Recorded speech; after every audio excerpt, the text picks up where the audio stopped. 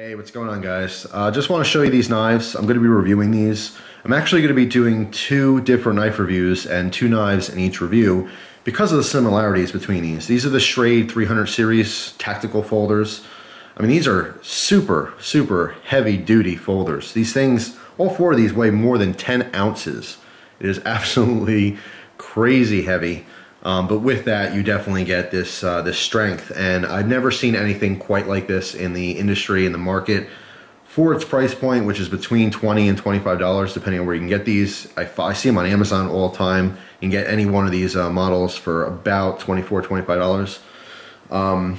These things are crazy, and you guys have asked for a lot more cheap knife reviews, and I have other knives reviews too. I have plenty more Schrades and old timers, some different Taylor cutlery brand stuff that's very, very affordable. But I want to do these first because these pique my interest the most out of all the knives, all the cheaper knives that I have to review. These things are crazy, crazy overbuilt but affordable knives. I know that the trend right now, for the most part, are these massively thick, overbuilt tactical folders, but you're seeing these for $400 or $500 because they're all custom made, you know, very sought after, hard to find. There's waiting lists here and there.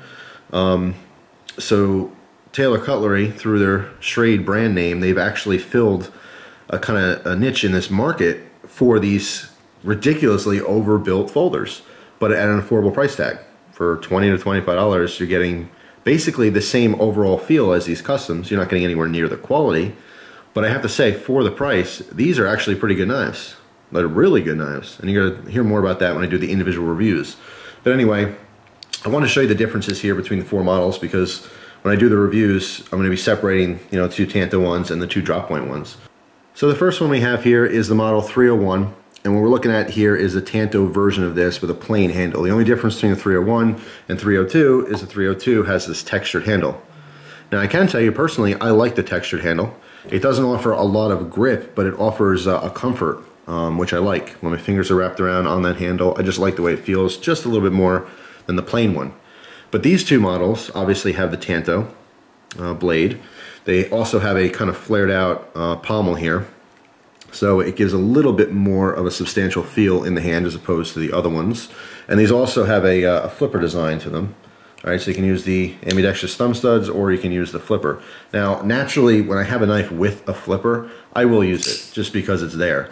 But if it's not there, I don't feel like I'm missing something. Like on these don't have a flipper. I don't feel like, oh, where's the flipper? It doesn't matter. I gravitate towards the thumb stud most of the time anyway. So either way, it's just preference. Now, all four of these models do come in a partially serrated blade, I believe, but I'm usually going to go for the plain edge on any kind of knife.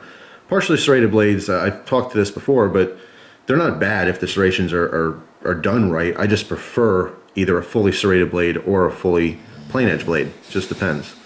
But anyway, I just want to give you a quick comparison between these. Again, the only difference between the 303 and 304 is a little bit of, you know, design on the handle there. Otherwise, they're completely identical. All four of these are frame locks. All four of these only come tip down, which you'll hear about in my review. Pocket clips are functional, though. They do work very well for, you know, for their purpose. It's just I know a lot of you guys would prefer at least the option to swap them for a tip up. But I'll talk more about that in the review and my opinions on it. The 303 and 304 being a regular frame lock, just what you would expect. The 301 and 302 both have the lock bar stabilizers on here as well, which is a nice little touch. I'll talk about this in the review as well.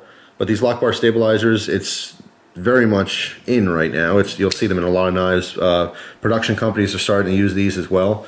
I've never, ever, ever, ever had a frame lock that I overextended or hyperextended. I've never had a frame lock knife where I went whoop and just pushed it way too far and bent it and messed up the lock. I've never done that. Maybe that's just me. Maybe I'm a little more careful with my knives, but I think a lock bar stabilizer is completely unnecessary. Although, it's a nice touch. It's one of those things where I know I'll never ever need that, but for some reason when I see them, I still think they're cool. I don't know why. Oh, cool. Lock bar stabilizer. All right. I'll never need it, never use it. I mean, I'll use it, you know, unintentionally, but I've never accidentally pushed my frame lock too far. If you don't know, obviously the purpose of these is so that it stops your lock bar so you don't overextend it or hyperextend it. All right, if you were to take a frame lock and push the lock bar over too much, let's say that wasn't there, like in these, and you push it too much so that it actually bends out, you could distort its shape so that it's now bent, and then when the knife is open, it doesn't lock properly like it should, okay? Or you can weaken the integrity by bending this piece of metal. I've never done it.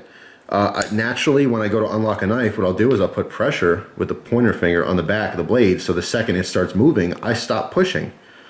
I don't know how everyone else uses their knives, but I would assume most of you guys use them the same way I do.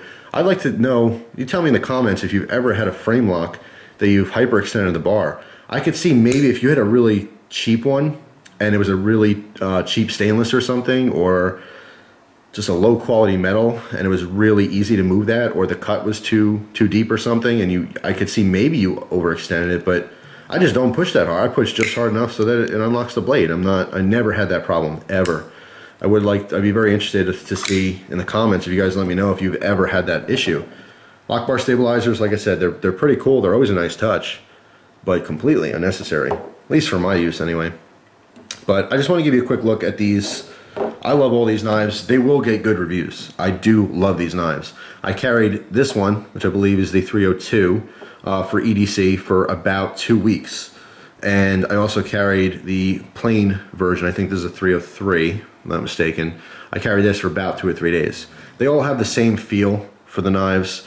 I did not carry this one at all because it's identical. It's just the difference with the grip, so I don't need it for review purposes. And same with this, I didn't need this. Although I did do some box cutting with this one just to see what that would feel like on my fingers. But I can tell you right now, even if you don't watch the reviews on these, they're going to get good reviews. The biggest downside to these overall, obviously, would be the weight. I think 10.6 ounces on the 301 and 302. I don't know offhand what these are. But 10.6 ounces, 10.6. This is the heaviest friggin' knife of its size I've ever owned, ever carried, ever used. It's extremely heavy, and you really, really do know that when it's in your pocket. You are not going to forget you have this knife on you. It's not gonna blend in during the day. It's gonna feel like you got a brick in your pocket. That's the only downside. If weight is not an issue for you, and some of you guys out there, you really don't care. You carry these big heavy knives, it doesn't bother you. You know, hey, I want a knife, I know I have a knife, it doesn't bother me. If you got a bunch of other crap on you, this is definitely something to consider. If you're one of these people that have a bunch of EDC things, I don't know if you can have a 10.6 ounce folder. It might just pull your pants straight off your body. But yeah, besides that, if you can overcome the weight issue, and as far as the pocket clip being tip down only, if that's not a problem for you, then you have a heck of a winner of a knife. I also would recommend these for maybe not EDC carry where you have it clipped to your pocket, but what I would like to do with these when my reviewing and everything's all done, I'll take the pocket clip off of at least one of these, and I'll just have just the knife in one of my bags as a backup knife. It's a fantastic heavy duty folder. And for the, like I said, for the price, it's really, really hard to beat for this specific genre. This is appealing to the people who love these huge tactical overbuilt knives. But I'm loving them. I really am loving the 9CR18 MOV stainless steel for the blades have been very much adequate, and these actually came razor sharp, which I was very surprised. This is new Schrade stuff. This is under the Taylor Cutlery brand. If you had old Schrade knives, which I'll compare in the future, especially with the old school style knives, the difference between the original Schrades and now what Schrades, you know, what to expect from newer Schrade products. I have to say the blades do come just as sharp, if not sharper, than the original Schrade. So I was very happy with that. I know a lot of knives coming from overseas, they're not quite up to par lately in a bunch of different brands as far as, you know, factory edges when you get these knives new. And it's definitely something that's, you know, negative for people, especially, you know, if you can't afford the expensive knives or you're just getting into the knife scene. It stinks to get a brand new knife and you're all excited about it and it comes dull. It's definitely not what you want. Keep in mind too, the geometry is going to be a little different with these. All four of these have very thick blades, so that even though they're coming razor sharp, cutting is going to feel a little bit different than if you had a very thin, lean grind. You can see on all four of these you have about a 50% grind down from the spine, so it is somewhat abrupt with the thicker stock, but it's still razor sharp. So I was very, very happy with that out of the box as far as the, the factory edge. So we'll talk more about these specifically in the reviews. I'm gonna have one review, which is gonna be these two together, the 301 and 302, and then I'll have a separate review showing the 303 and 304, just because these, like I said, they're identical except for the handle pattern, which doesn't change a whole lot as far as an overall review would go. So you guys asked for it. These are some cheaper knives. I'm very, very happy with these. I have some other knives from Schrade that are not beastly and heavy like this. A couple which I do not like, and you will see negative reviews on them because I just don't like them. But price is always a consideration. They are cheap, cheap knives. But with that comes, many, many problems or many, many dislikes. But with that, I also have one in particular that's another folding knife from Schrade, a new Schrade product, and I'm very, very happy with it. It's my favorite of all the ones that I've tried. But that only because it has a little bit of everything. These just being so heavy, they're going to fit a very specific market right now for anyone looking for a cheaper folder.